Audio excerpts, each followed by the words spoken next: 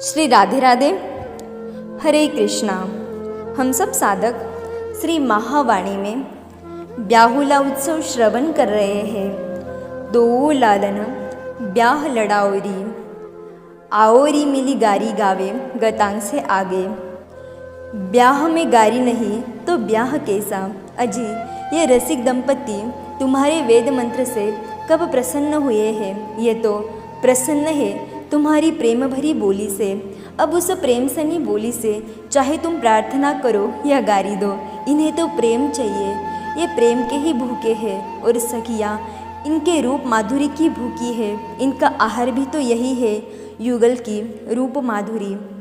आज निकुंज में प्रेम महामेघ अविश्रांत रस विनोद की वर्षा कर ही रहा है। ये वर्षा इतनी बरस रही है कि पूरा निकुंज ही रस विनोद के जल में डूबने लगा। ये युगल को सुख दे रहा है और सखियों को क्या चाहिए। युगल को सुख मिले और दंपति को सुख मिला तो ये तो डूबी हुई है इस रस विनोद के अगाध जल राशि में। विवाह मंडप में दंपति विराजमान है। वो दोनों एक दूसरे को देखकर मुस्कुराते हैं। बस इनके मुस्कुराते ही कमल कुमुदिनी खिल उठती है। अनंत अनंत कमल कुमुदिनी चारों ओर सखियाँ है।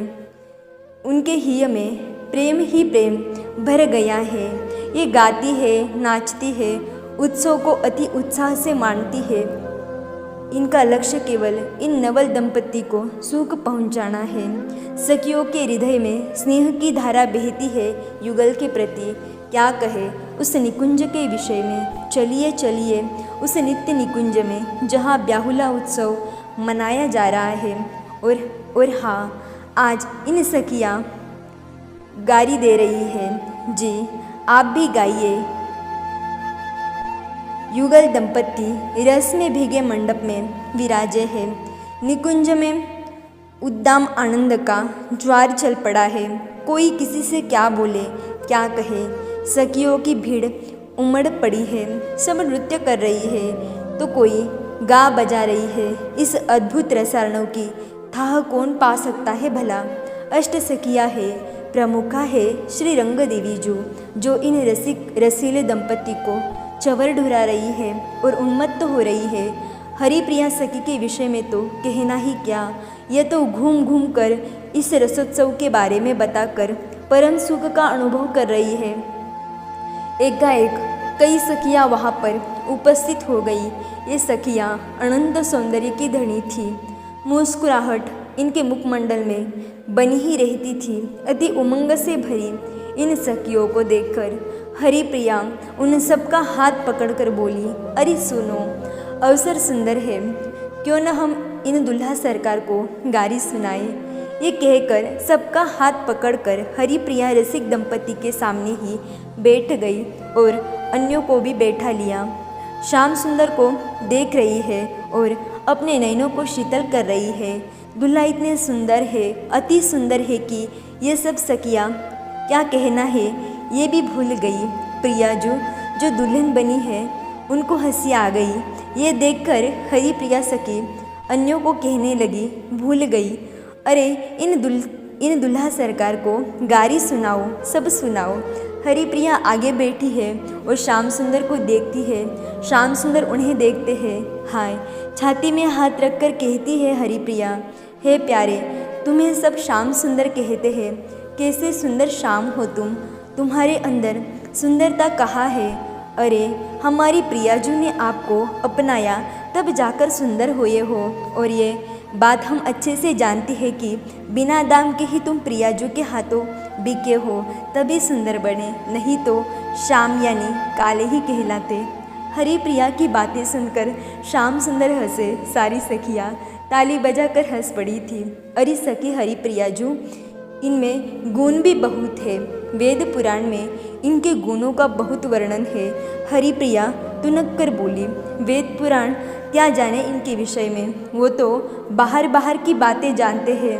अरे इनके अंदर की बात तो हम सखियाँ ही जानती हैं। हम बता रही है, सुनो। वेद पुराण कहते हैं इनके गले में केवल गुणों की माला है, लेकिन हमने तो इनकी एक अवगुण से भरी माला भी देखी है। हाय, क्या कह रही हो? श्याम सुंदर में अवगुण? हरिप्रिया बोली, अवगुण नहीं, अवगुणों की माला पहने हमने देखी है, यानी ये छल छिद्र से भरे हैं। इन बातों को बाहर वाले यानी वेद पुराण क्या जाने, किंतु हरिप्रिया जो वेद कहते हैं कि ये निरंजन है, अलग निरंजन, जिसे कोई लक यानी देख नहीं सकता, ये वो है। हरिप्रिया जो हंसने लगी, फिर बोली, उसी अलग निरंजन को हमने अपनी आँखों में अंजन बनाकर लगा लिया है, इसलिए हमने निरंजन को अंजन बनाया, क्योंकि हमें बस आँखों से यही दिखे। हे प्यारे, जिधर देखो उधर तुम ही तुम दिखो, इसलिए तो तुम्हें अंजन बनाकर लगा लिया। हरिप्रिया को अब रोमांच हो रहा है।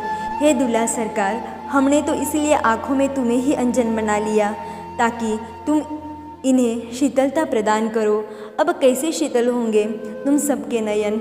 मनु श्याम सुंदर ने पूछा तो हरिप्रिया ने उत्तर दिया, हमारी लाडली को अपने अधरों का अमृत पिला देना, उसी से हमारे नयन शीतल हो जाएंगे।